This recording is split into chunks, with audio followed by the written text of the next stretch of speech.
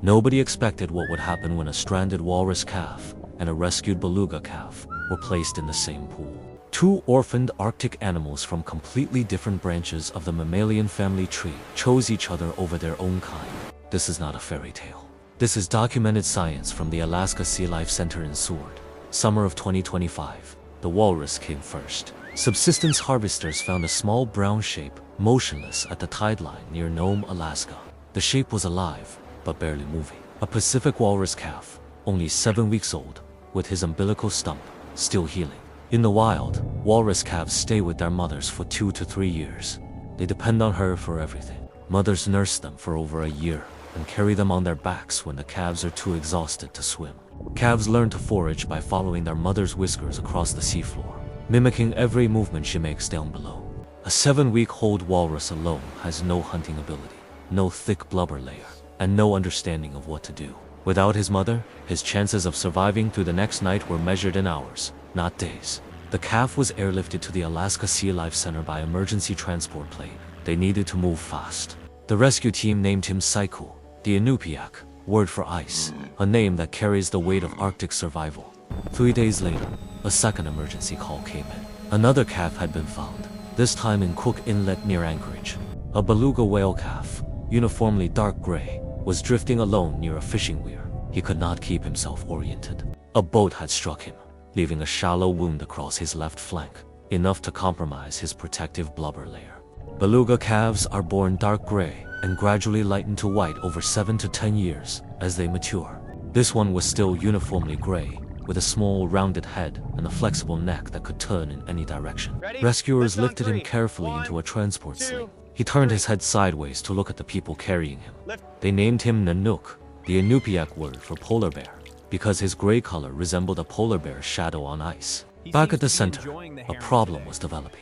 The rehabilitation pool complex was already operating at full capacity that summer. A viral outbreak among seal pups had filled every smaller isolation pool, leaving only one large recovery tank available. The veterinary team made a practical but risky decision. They would place both calves in the same pool together. A temporary mesh divider would separate them physically, while still allowing visual contact between the two different species. In theory, seeing another living creature nearby would reduce stress for both orphaned animals. That was the plan. In practice, the mesh divider would not last 24 hours. Something was about to happen that nobody predicted. The walrus calf would not swim. 4 hours, Siku pressed himself into the corner where the curved wall met the floor. His front flippers gripped a submerged drain grate. His entire body trembled with a repetitive low-frequency shudder. This shudder is what walrus calves produce when separated from their mother. It is a distress signal built into their biology. In the wild, a walrus mother responds by pressing her body against the calf, vocalizing at frequencies felt through bone. But this pool had no mother. The corner had no warmth. The trembling continued through the afternoon and into the evening. On the other side of the mesh divider, the beluga calf had been swimming steady laps, exploring every inch of his space. Belugas are among the most social animals in the ocean. They respond to distress signals even from other species nearby. Nanook stopped swimming. He oriented his entire body toward the corner where Siku was pressed and trembling on the other side. He floated at the divider and pressed his melon, the rounded forehead structure belugas use for echolocation, against the mesh. Then he produced a series of clicks and whistles, short repeated contact calls that beluga pods use to maintain group togetherness. The center's acoustic monitoring system recorded these as contact call patterns, signals meant to say, "I am here with you." Siku did not respond with any sound. But something changed in that corner. The walrus calf stopped trembling completely. The following morning, staff arrived to find something extraordinary. The mesh divider was floating loose in the pool water. Nanook had pushed against the barrier repeatedly through the night, working the anchor clips loose one by one until it gave. The two calves were now in the same water. What staff found next would change everything researchers thought they understood. Siku was floating at the surface for the first time since arriving. He had finally left the corner where he had been hiding. Nanook was positioned directly beneath him. His dorsal ridge was supporting the walrus calf's belly, keeping him gently afloat. The beluga was doing exactly what a beluga mother does for her own newborn, lifting the calf when it cannot lift itself. He was using a body designed for one kind of Arctic to support a body designed for a completely different kind of Arctic. From that morning onward, The beluga calf and walrus calf did not separate, not once. What happened next defied every expectation science had. Behavioral scientists documented interactions that had never been recorded between a walrus and a beluga whale in any setting before. Siku began producing vocalizations that matched Nanook's contact call frequency. He was making beluga sounds, a walrus, clicking. Walruses normally communicate through low-frequency, bell-like sounds and snorts. Clicking is not something walrus anatomy produces easily at all. Siku had reshaped his own vocal output to match the animal that had lifted him. He learned to speak beluga.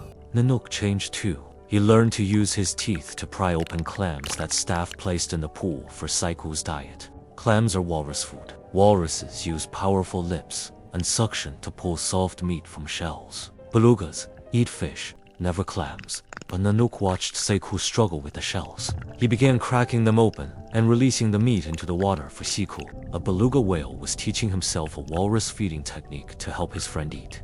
This had never been documented before. Siku began riding on Nanook's back during rest periods, draping his front flippers over the beluga's smooth, rounded dorsal ridge. In the wild, walrus calves ride on their mothers' backs. Siku had found a different kind of back to rest upon. Nanook adjusted his swimming speed to accommodate the extra weight, gliding at exactly the pace that kept Siku perfectly stable above. They chased each other around the pool. They slept with their bodies touching. They surfaced at the same time, breaths perfectly synchronized. Then the center tried to separate them.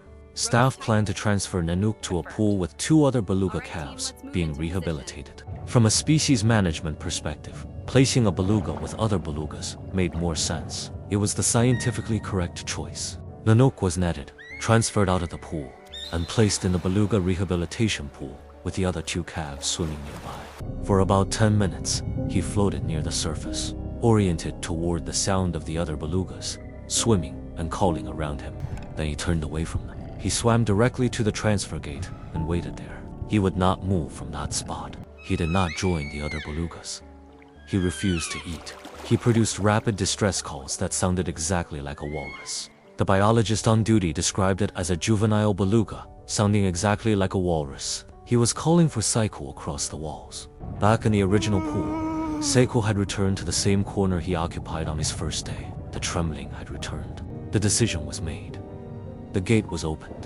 Nanook swam directly back to Siku's pool without a single moment of hesitation.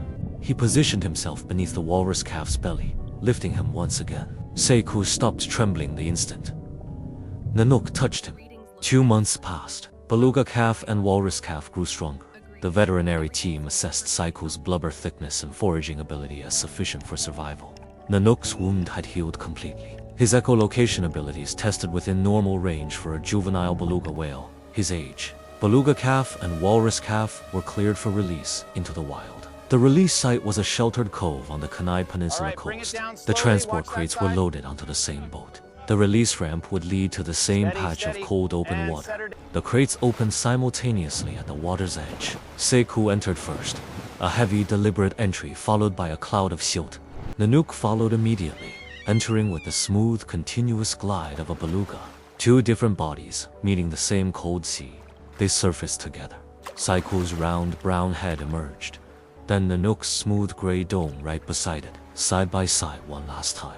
They swam parallel for several hundred meters. Beluga calf and walrus calf from different evolutionary lines, staying together through the cold Alaskan coastal waters. Then slowly, naturally, without ceremony, the distance between them began to widen. 2 paths diverging in a vast Arctic Ocean. The walrus turned toward a rocky shoreline where clams were abundant. The beluga turned toward the deeper channel where fish ran. Scientists confirmed this was the first documented cross-species friendship between a walrus and beluga ever maintained through rehabilitation to release. Their vocal recordings are now being studied as evidence of cross-species vocal learning, a capacity science never thought possible between them. Somewhere in the waters off the Kenai coast, a walrus and a beluga carry pieces of each other's language. Will they ever meet again?